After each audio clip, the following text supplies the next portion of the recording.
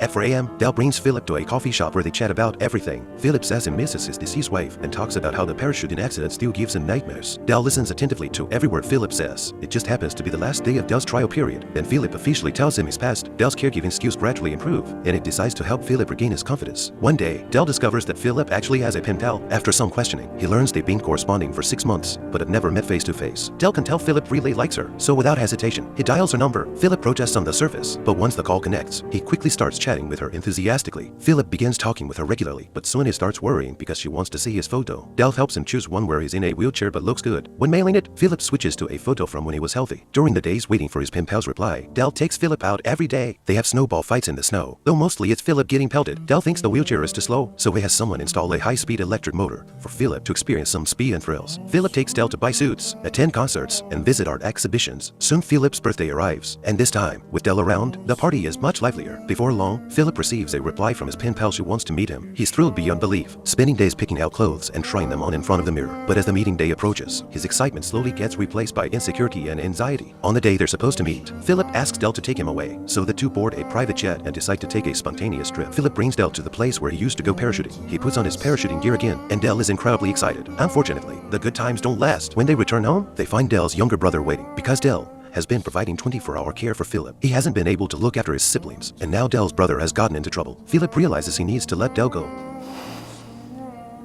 The next day, Dell packs his bags, and everyone says goodbye to him. When he walks out the front door, he encounters that car blocking his way again, but this time he chooses to communicate politely. After returning home, Dell quickly resolves his family's troubles and starts looking for work again. Thanks to the artistic sensibilities he developed while with Philip, he successfully passes a job interview. On the other side, after Dell leaves, Philip goes through caregiver after caregiver. They're all reserved and careful, treating Philip like a wealthy patient they need to please. When Dell sees Philip again, he's become a scruffy old man. Dell takes Philip out for a drive, and they speed recklessly on the road, catching the attention of police, but Dell boldly scolds the officers, saying he's rushing Philip to the hospital. Philip on cue starts shaking his head and foaming at the mouth. The police quickly let them go. Dell sees that Philip isn't happy, so he drives him to the seaside and brings him to a restaurant. He tells Philip not to be nervous, then turns and walks away. After Dell leaves, a young woman approaches Philip as his pen pal. Philip looks out the window at Dell and feels deeply moved.